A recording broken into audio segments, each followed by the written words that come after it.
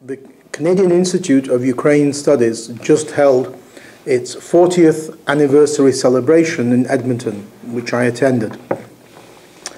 This obviously is a very important occasion. The CIUS, Canadian Institute of Ukrainian Studies, was created in 1976 on the back of the growth of interest and growth in number of Ukrainian scholars in the US and in Canada, and just coming after Prime Minister Trudeau's adoption of multiculturalism for the country, and therefore the availability of provincial and federal financial support for the advancement of the cultures and languages of the other peoples in Canada, aside from the British and the French. So it's an important, of course, anniversary, and these kind of anniversaries are always a time to reflect on how and why, in what circumstances, CIUS was established at the University of Alberta and then later at the University of Toronto, and other Ukrainian academic institutions, including the Chair of Ukrainian Studies at the University of Toronto. So a lot of memoirs, a lot of memories were heard.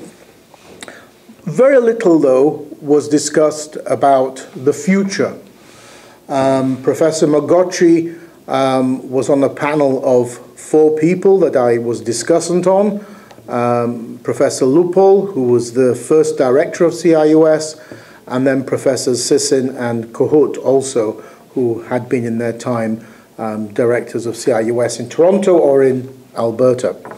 But only really Professor Magocsi talked about some ideas about the future of Ukrainian studies in North America, US and Canada. And one of his main arguments that he put forward was that we have a problem coming up, and that is that there are maybe too many Ukrainian studies centers in North America, producing too many academics or experts, because there aren't enough jobs today to soak those people up, and there aren't enough students as they used to be. So I'd like to talk a bit today about these issues, but looking at it from my perspective as a political scientist in particular, about how I see the future of Ukrainian studies and how I see that Ukrainian studies is in many ways in crisis, I would say. And the way I will look at this is by seeing how Ukrainian studies has dealt with and either participated in or not participated in the massive flourishing of scholarly work, both in academic publications and in think tanks, since 2014, since the Euromaidan and the Russian annexation of Crimea and Russian invasion of eastern Ukraine, what has been called the Russia-Ukraine crisis. And of course, this is the biggest crisis in Europe since World War II. For the book I have been writing, and I've now completed on the Donbas, I've compiled a very big bibliography of Western publications on these themes of the Euromaidan and the so-called Ukraine-Russia crisis. This list, extensive list, has nearly 300 publications on it. These are academic journals, special issues of academic journals, think tank papers, and books.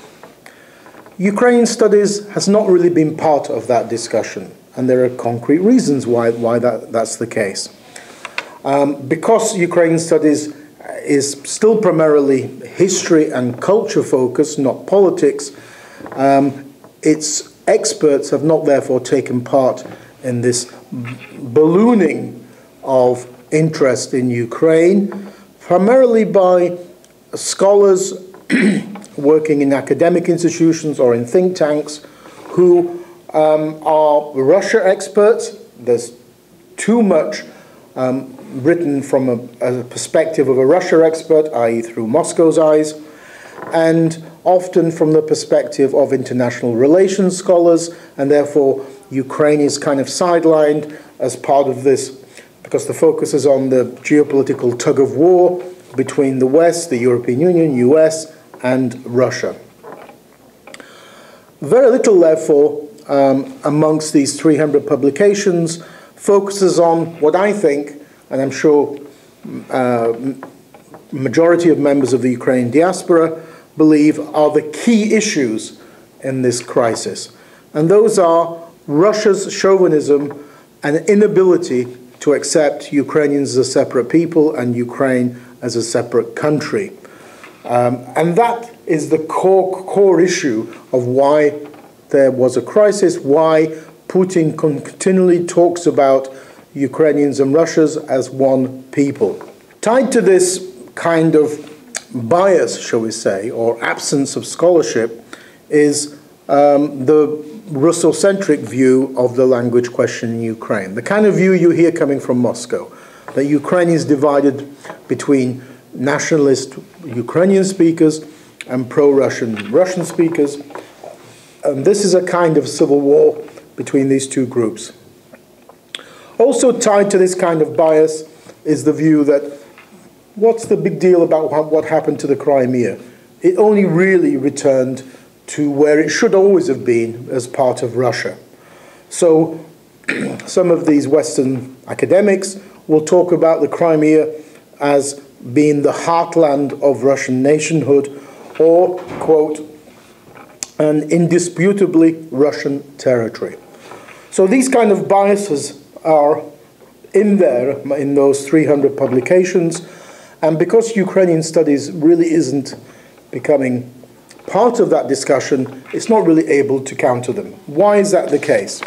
One of the reasons is, let's be quite frank, that when we think of Ukraine, when I went to Ukraine's Saturday school, for example, in Britain, the Donbas and Crimea don't really feature as major areas of interest in traditional histories of Ukraine.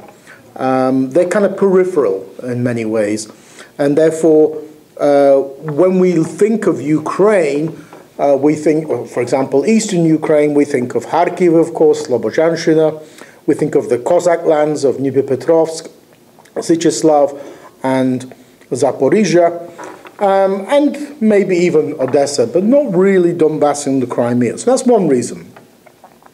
But the most important thing, and this is where I think Ukrainian studies, and this is what was what I brought out in the conference in Edmonton, is that since 1991, when Ukraine became an independent state, Ukrainian studies hasn't basically changed.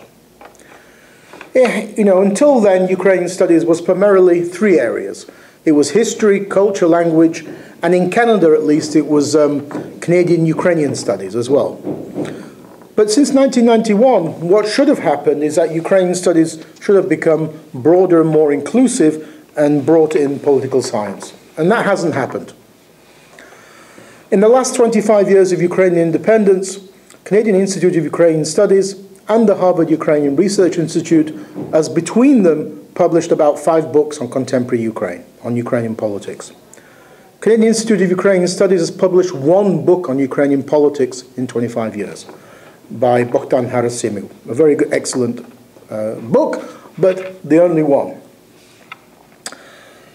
It hasn't trained people to work in the field of politics, and therefore one of the big differences between historians of Ukraine in the West and political scientists is that most of the historians of Ukraine, the Orest Subtelnys, the Frank Sysyns, Volodymyr Krawchenkos, Serhii Plokhys, and Robert Magocsi are of Ukrainian or East European background. And that's not the case with political scientists. There are very few political scientists working on Ukraine with Ukrainian backgrounds. In North America, I can think really of only a couple, Alexander Motyl and myself. Added to this, and this is related very much to the crisis since 2014, is that Ukrainian studies was created in the 1970s and 1980s, one of the major reasons why it was created was to fight Russophilia in Ukrainian studies. I remember leaflets produced, or kind of little booklets produced by the Harvard Ukrainian Institute in the 1980s called Russia or the Soviet Union, how you should really describe that country, because many people would continue to call it Russia and therefore ignore people like Ukraine, which were part of the USSR. So combating Russophilia was a major reason why these Ukrainian studies centers was created. Well, today, Ukrainian studies is not fighting Russophilia in the broader academic world. It simply hasn't got the skills and abilities to do so. One of the reasons is that it's dominated by historians, and historians don't do social media. That's a fact. Social media is primarily done by political scientists. In 2014 and 2015, quite a few historians did media interviews during the big demand at that time for media interviews on television, radio, and such like. But historians do not write op-eds, they don't do blogs, and they don't do Facebook. Some don't even do email. And at least one person I know still has dial-up internet. So we have therefore also a kind of a lack of cadres, as it were, in this area. In the whole of North America, you only really have about 4 people writing op-eds on Ukraine. Alexander Motyl, Adrian in the US, Taras Kuzio, and David Marples in Canada. That's it. Nobody else. And David Marples is not of Ukrainian background. There are a few historians who have, as it were, moved into the field of Ukrainian politics during this crisis, and I should mention them. David Marples published an edited volume on the Euromaidan. Serhii did a very good primer on the crisis. Serhii Plokhy continues to write excellent books. It's the first time in the history of Harvard Ukrainian Research Institute that finally one of the 3 chairs is actually publishing books, because the previous 2 chairs of Ukrainian history at Harvard produced nothing, including Roman Shpolyuk. We're still waiting for his history of Ukraine 30 years later. So Serhii Plokhy is a breath of fresh air there. And of course, Professor Magocsi, who very luckily in 2014 published a book right at the time of the Crimean annexation, history book of history of the Crimean Tatars. But because historians don't do social media, and because the Ukrainian diaspora is very weak in the whole sphere of social media, then we are leaving the battle open, as it were, to the huge number of blogs on Russia. Just do a Google search and you'll see, and type in blogs on Russia, you'll get hundreds. I think even close to 1,000 blogs, different types of blogs on Russia. How many blogs are there on Ukraine? I do occasionally some blogs, but there are hardly, you call it a handful. Why do these Ukrainian academic institutions not have blogs? Why do they not do Facebook? And this is all at a time when President Putin has invested billions, millions, billions into what he calls his information warfare, which is part of his broader concept of hybrid war against the West and against Ukraine. To give you one example of how Russophiles can have influence. No Ukrainian academic institution in North America has moved to the concept of an e-book, which is now available. You can do this on Amazon. But an e-book would have been a great opportunity just after the crisis began to get the Ukrainian viewpoint across free of charge through free downloads to a huge number of people. The British academic Richard Sakwa, who is basically a Putinophile, not even a Russophile, but a Putinophile, has written a terrible book on the Ukrainian-Russia crisis. And one of his other books on this Euromaidan and the crisis, he produced as an e-book through Amazon, and it now has had 30,000 downloads. That is probably 10,000 more, at least, than what usually academics sell when they produce a book. And if it's had 10,000 downloads as free PDF, then you can imagine how many more other people have actually read it because it was circulated by email. Plus 1,000 sales of the hard copy. We haven't even thought of this way of getting our message across. How many Ukrainian diaspora newspapers have interactive websites? I don't know of a single one. Not a single one. A really good interactive website on the lines of, say, the Globe and Mail or the British Times. Surprisingly, neither of the two academic publications produced by both Canadian Institute of Ukrainian Studies and the Harvard Ukrainian Research Institute have published nothing. I hope everybody's understood what I've said. Nothing on the Euromaidan and the Ukraine-Russia crisis. The Harvard Ukrainian Studies is still just been published up to 2014, hasn't even got to 2016 yet. Whereas the new CIUS journal, it's called the CIUS East-West Journal of Ukrainian Studies, it's an online publication since 2013, has not covered the Euromaidan, Crimea or Donbas at all. Still seems to think other topics are more important. Why then is it not surprising that the number of students attending Ukrainian studies, Ukrainian language classes is massively on the decline and in some areas closing down? The University of Alberta no longer offers Ukrainian language as a master's level or bachelor level, for example, because there aren't the students. There are students, though, in the fields of Ukrainian politics and contemporary affairs. I, for example, when I've taught classes at the University of Toronto, Carleton University in Ottawa, and at George Washington University in Washington, had undergrad classes of up to 30 students and graduate classes of up to 15 students. So there are students interested in Ukraine, but in things which are relevant and contemporary. And Ukrainian studies has not caught up with that because it's still dominated by people, really, I would say, stuck in a pre-2014 era.